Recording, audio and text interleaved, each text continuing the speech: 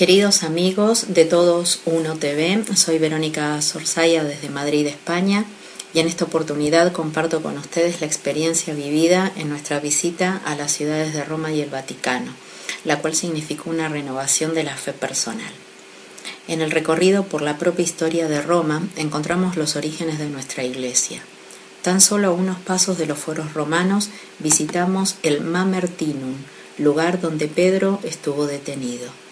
Nos quedaron en el recuerdo los datos brindados por la guía.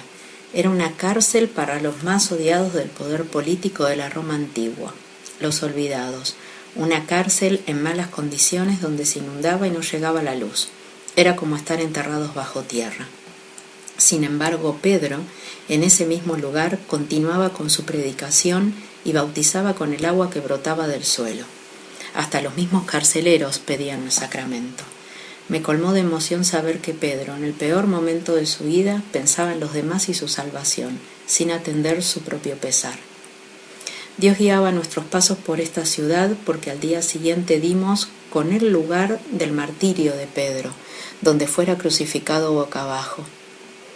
Seguidamente visitamos las excavaciones vaticanas, la necrópolis de la época de Constantino, la cual él mismo mandó enterrar para construir el primer templo en honor al santo.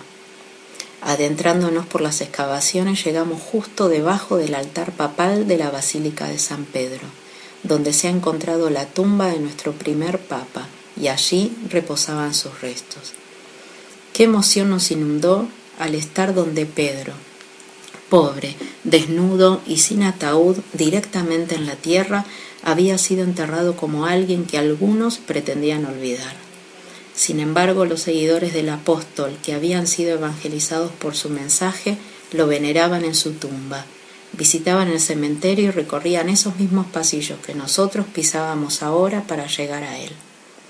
Qué emoción, aún más, cuando vimos sus reliquias, y frente a ellas nos surgió decir con lágrimas en los ojos: creo, creo, creo. Allí, cercanos a quien Cristo había elegido para edificar sobre él su iglesia.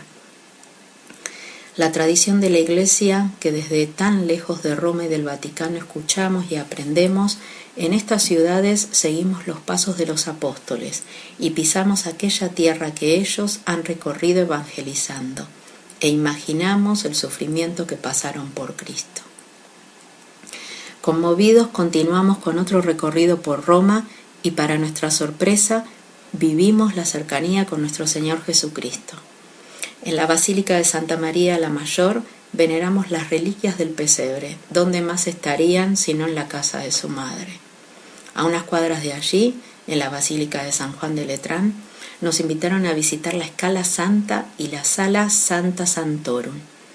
Nos abrieron las puertas y una gran escalera apareció frente a nosotros con fieles devotos que subían de rodillas, el único modo de hacerlo.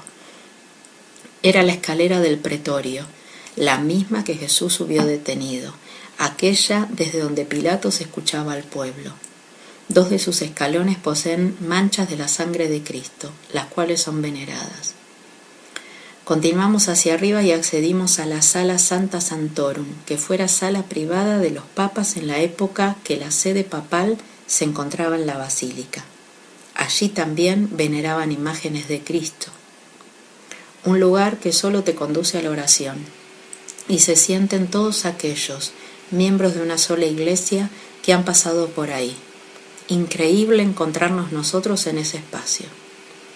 A tan solo unas cuadras, en la Basílica de la Santa Cruz de Jerusalén, se encuentran las reliquias de la Pasión de Cristo, el fragmento de la cruz donde fue crucificado, parte de la tablilla donde figuraba la inscripción Einri y los clavos.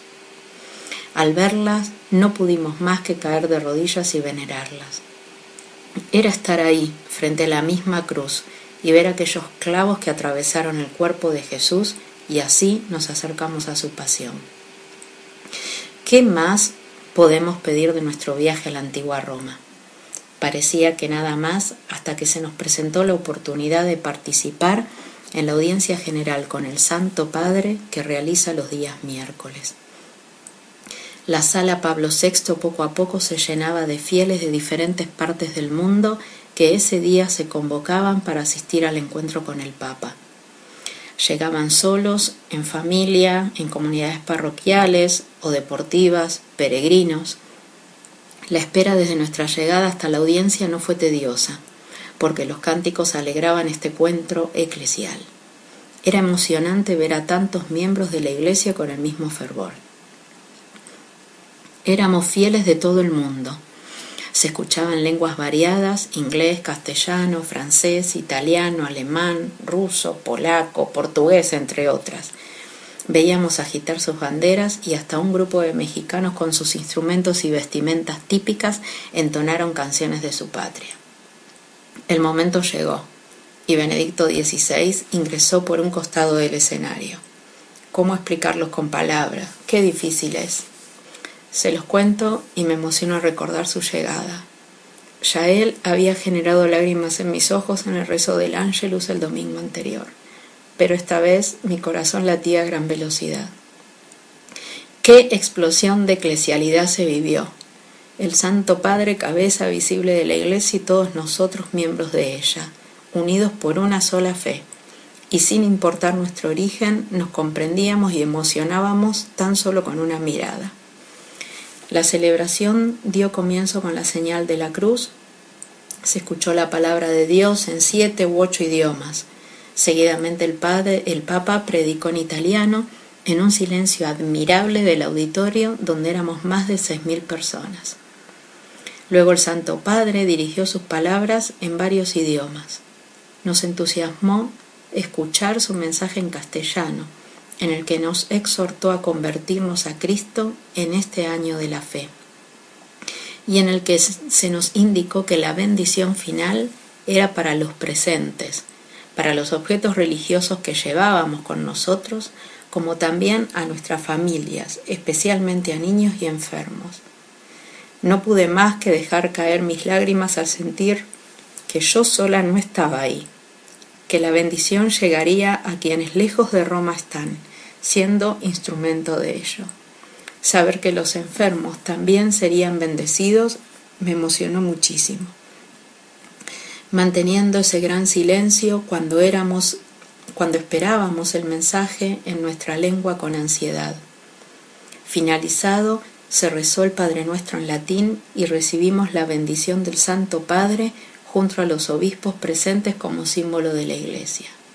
Por este hermoso viaje doy gracias a Dios. Que el Señor los bendiga.